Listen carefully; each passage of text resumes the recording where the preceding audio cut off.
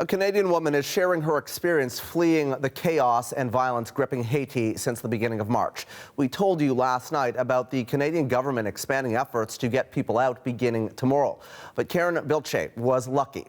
She was one of the first Canadians to make it out last week. Bultje was with 5 other people who flew out by helicopter on Tuesday. The airlift was arranged by the Canadian government. It was a short flight to the neighboring Dominican Republic before more travel by bus through military checkpoints and eventually a flight back to Toronto. And Karen joins us now from London, Ontario.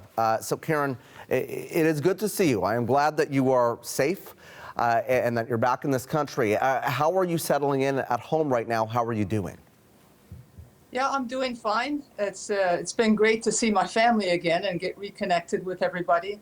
They were all pretty worried with all the problems going on in Haiti. Yeah, how worried were you?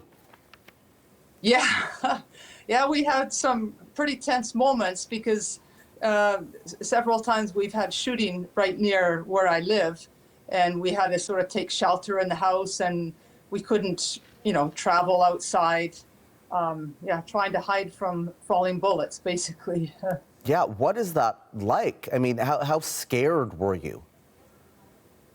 Yeah, when it was going on, I was scared, but I figured if, we took shelter inside the house, so, we were safe. Basically, the gangs are fighting the police and trying to control territory and express their displeasure of the events taking place in the country. So basically, when that's going on, you just have to leave the situation or hunker down and ride out the situation. And that's what we had to do. Yeah, hunker down and hope for the best and then try to get out when you can. Now, you have been working in Haiti for roughly 3 decades. Take me back to that moment that you made the decision that you've got to get out. Yeah, it's after a number of times with shootings and with everything closed and the difficulties, I figured it was best that I get to leave, and I sort of have my feet in 2 worlds, here in Canada helping my mother who is elderly and also helping my Haiti family and the mission work we do there.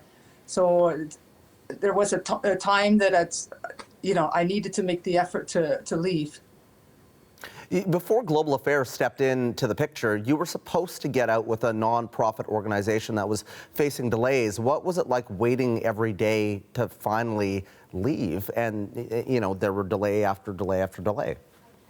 Yeah, it was all frustrating. It was a lot of red tape because they had to get approval from the Dominican government and also from the Haiti government.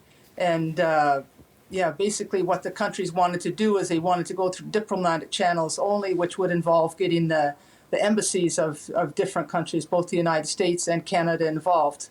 So yeah, I was trying to find any way I could to be able to leave. It was too unsafe to try to attempt to get in a vehicle and leave the city to try to get to other areas that is more safer because the gangs control the roads that leave Port-au-Prince.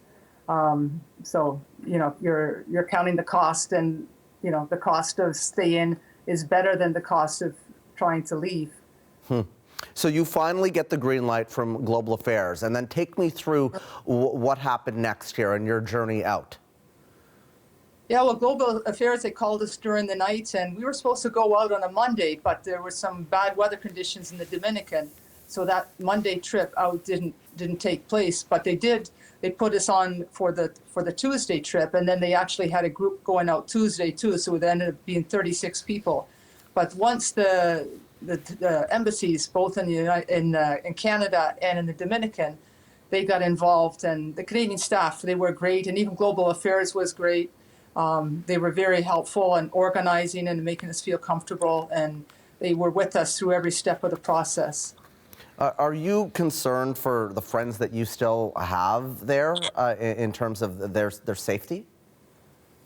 Yes, I am, and like my Haiti family too. I'm in contact with them every day, yeah. and they know, we monitor the radio broadcasts and people on WhatsApp sending message where the hot areas are, where there are problems, and yeah, sometimes they can hear where there's shooting. So basically, you don't go on the streets unless you have to. And if you have to, you got to be careful. There's sometimes some parts of the day are better than others to try to be on the streets. It's just a constant being alert to situations. Let me ask you this. You know, many watching might wonder why Canadians would be in Haiti despite the travel warnings that have been in place for some time. What were you doing in Haiti that it made it so important for you to want to stay? Yeah, well, we have, at my house, we hold clinics, and we have, there's a couple American missions that use our facilities to hold clinics. So we have like malnutrition clinics, medical clinics, and prenatal clinics. And so people from the community that can't afford to go to hospitals, they come for care. Unfortunately, those people, they evacuated too when the conditions became difficult. So those clinics are on hold. But everybody's hoping that the conditions in Haiti will improve so that we can attract teams to come to Haiti too. So.